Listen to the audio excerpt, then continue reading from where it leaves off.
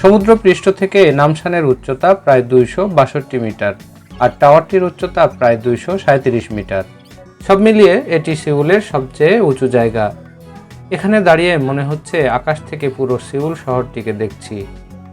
টাওয়ারের observatory day থেকে পাহাড়ের সবুজ প্রকৃতি ও সিউলকে দুভাগ করে মাঝ বরাবর বয়ে যাওয়া হানগাং বা হান নদীর দৃশ্য বেশ মনোমুগ্ধকর। আর এখান থেকে সিউলের সূর্যাস্তের এই দৃশ্য মনে রাখার মতো। বন্ধুরা আসসালামু আলাইকুম। দক্ষিণ কোরিয়া থেকে সবাইকে স্বাগত জানাচ্ছি আমি মাহবুব। বন্ধুরা, আজকে দক্ষিণ কোরিয়ার যে আইকনিক টাওয়ার নামসান টাওয়ার, এই টাওয়ারটি আজকে ঘুরবো।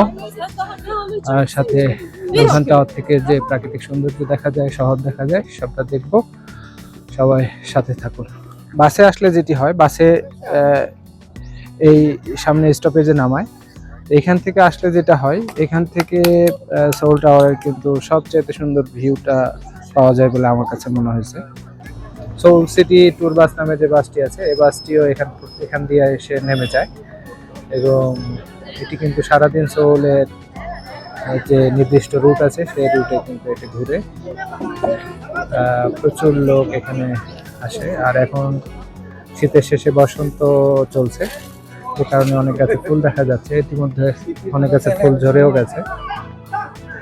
নামসান টাওয়ারের ঠিক সামনেরটাতে এই জায়গাটিতে দাঁড়ালে নামসান টাওয়ারের সামনে যে সৌল শহর, এই সৌল শহর খুব সুন্দরভাবে দেখা যায়। এইটা অন্য কোথাও থেকে এত সুন্দরভাবে দেখা যাবে না।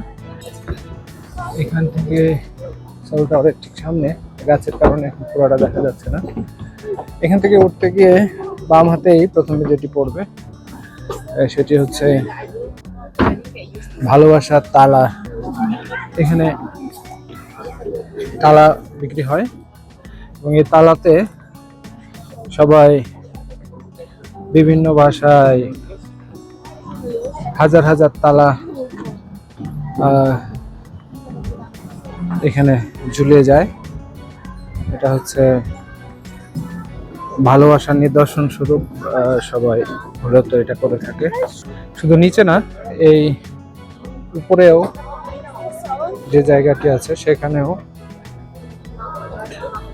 শত শত তালা। প্লিজ, ওকে ওকে। আমি তো প্রথমে ভাবছিলাম যে ওই উপরে ওঠার সময় যা আছে সেটাই, কিন্তু এই সাইডে তো বিশাল ব্যাপার। এই নিচের এই সাইডে যে মানে হাজার হাজার না, এখন মনে হচ্ছে লক্ষ লক্ষ তালা ঝুলানো আছে। নামসান মূলত একটি পাহাড়ের নাম এবং এই পাহাড়ের নাম অনুযায়ী এই টাওয়ারটির নাম হচ্ছে নামসান টাওয়ার। এটাকে সংক্ষেপে এন সোল টাওয়ার বলা হয়। নাম শব্দের অর্থ হচ্ছে দক্ষিণ, সান শব্দের অর্থ হচ্ছে পাহাড়। সেই অর্থে নামসান হচ্ছে দক্ষিণের পাহাড়। এখান থেকে টিকিট কাটলাম। টিকিট হচ্ছে বড়দের 29,000, বাচ্চাদের হচ্ছে 23,000।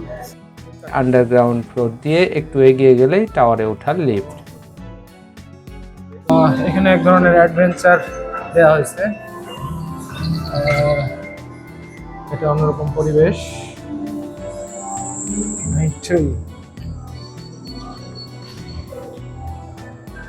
ওকে,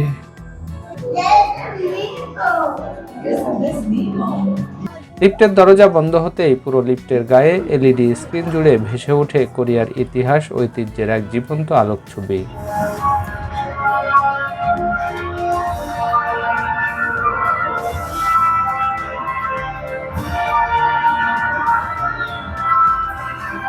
নামসানের এই টাওয়ারটি 1969 সালে প্রথম নির্মাণ করা হলেও জনসাধারণের জন্য উন্মুক্ত করা হয় 1980 সালে। এর আগে এটি মূলত রেডিও ও টেলিভিশন সম্প্রচারের জন্য ব্যবহার করা হতো, কিন্তু সময়ের পরিক্রমায় এখন এটি কোরিয়ার সবচেয়ে পরিচিত পর্যটন কেন্দ্রে পরিণত হয়েছে। প্রতি বছর এখানে লাখ লাখ মানুষ ঘুরতে আসে এর সৌন্দর্য উপভোগ করতে। 혹시 이거는 어디 볼 수 있어요? 두 번째요. 4번 말고요. 네. নিচে যে ছবি তুললাম সেই ছবি এখানে নিচ থেকে স্লিপ দিছে, এই স্লিপ অনুযায়ী এখানে টাকা পেমেন্ট করলে ছবি দেখাবে এবং সেই অনুযায়ী ছবি প্রিন্ট করা যাবে আর কি। এটাই মূলত T5 এর মূলত মূল ফ্লোর। এখান থেকে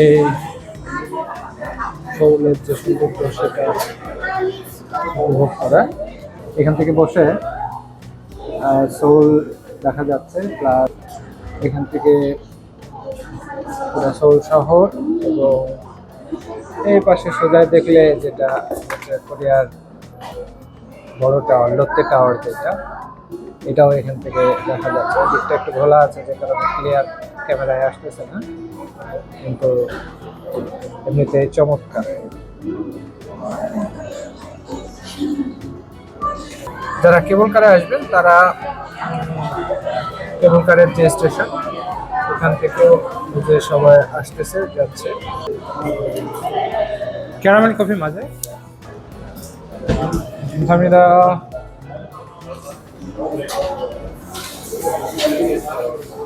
বন্ধুরা,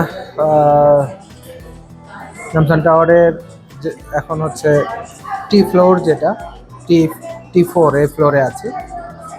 এই ফ্লোরের আমার কাছে সবচেয়ে মজার মনে হয়েছে যেটা হলো যে এখানে কফি শপ আছে এবং এর সামনে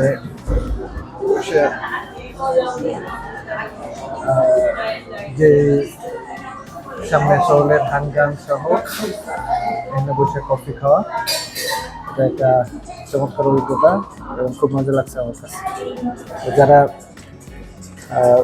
কোরিয়ায় আসবেন তারা এখানে কিছুক্ষণ বসে কফি টফি খেয়ে এই মজাটা নিতে পারবেন আশা করি। নামসান টাওয়ারে ঘুরতে আসা পর্যটকদের কাছে অন্যতম এক আকর্ষণের কেন্দ্রবিন্দু হচ্ছে সিউলের সূর্যাস্ত দেখা। পশ্চিম আকাশে ঢলে পড়া সূর্য দেখার পাশাপাশি আলোর ঝলকানিতে জ্বলে ওঠা সিউলের আরেক রূপ ধরা দেয় পর্যটকদের সামনে। বন্ধুরা, ভিডিওটি ভালো লাগলে লাইক, কমেন্ট ও শেয়ার করুন। কোরিয়ার ইতিহাস, ঐতিহ্য ও সংস্কৃতি সম্পর্কে জানতে চ্যানেলটি সাবস্ক্রাইব করে সাথেই থাকুন।